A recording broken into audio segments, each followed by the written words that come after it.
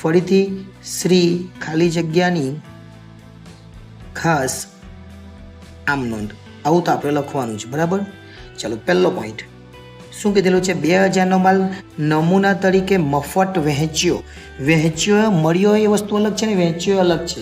વહેંચે તો માલ જાય તો જમા ખરીદી કરવાની, અને નમૂના તરીકે એટલે જાહેરાત ખર્ચ કહેવાય.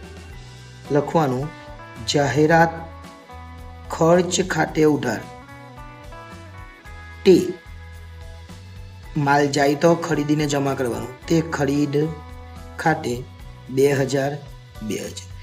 હવે એવું નહીં કહેતા કે બિન આર્થિક વ્યવહાર છે. આપણને મળે ને મફત તો એ બિન આર્થિક વ્યવહાર કહેવાય, પણ આપણે મફત વેચીએ તો માલ જાય તો ખરો જ ને, જાય તો ખરીદી જમા. અને શા માટે ગયો? નમૂના તરીકે એટલે જાહેરાત ખર્ચ. 8000નું પ્રિન્ટર 7800માં, આવો જ એક પોઈન્ટ છે એટલે છેકો થયો છે કે આવો પોઈન્ટ આના પછી પડશે. 8000નું પ્રિન્ટર 7800માં માલ આપીને ખરીદ્યું. 7800નો માલ આપણે આપ્યો, માલ જાય તો જમા, અને પ્રિન્ટર ખરીદ્યું, પ્રિન્ટર આવે તો ઉધાર. એટલે પ્રિન્ટર આવે એટલે પ્રિન્ટર ખાતે ઉધાર, અને માલ જાય તો ખરીદીને જમા કરવાનું, તે ખરીદ ખાતે જમા. જેટલાનો માલ જાય એ લખવાનું. કેટલાનો માલ જાય? 7800નો. તો 7800નો માલ જાય, ભલે ને ગમે તેટલાનું પ્રિન્ટર લાવ્યા હોય. ઓકે. નંબર 3.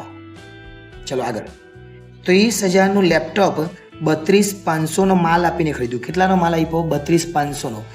લેપટોપ ખરીદ્યું તો લખવાનું લેપટોપ ખાતે ઉધાર.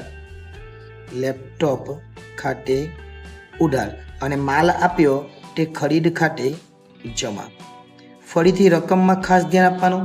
અહીંયા આપણે ઓછો માલ આપેલો અને 8000નું પ્રિન્ટર લાવેલા. અહીંયા આપણે 32500નો માલ લાવી પણ 30000. લેપટોપ ગમે તેટલાનું લાવ્યો હોય પણ માલ આપણો કેટલાનો ગયો? 32500. તો અહીંયા 32500 લખવાના. 32500 અને 32500. આ રીતે આ આમનોનનો સ્ક્રીનશોટ પર લેવું હોય તો લઈ લેજો.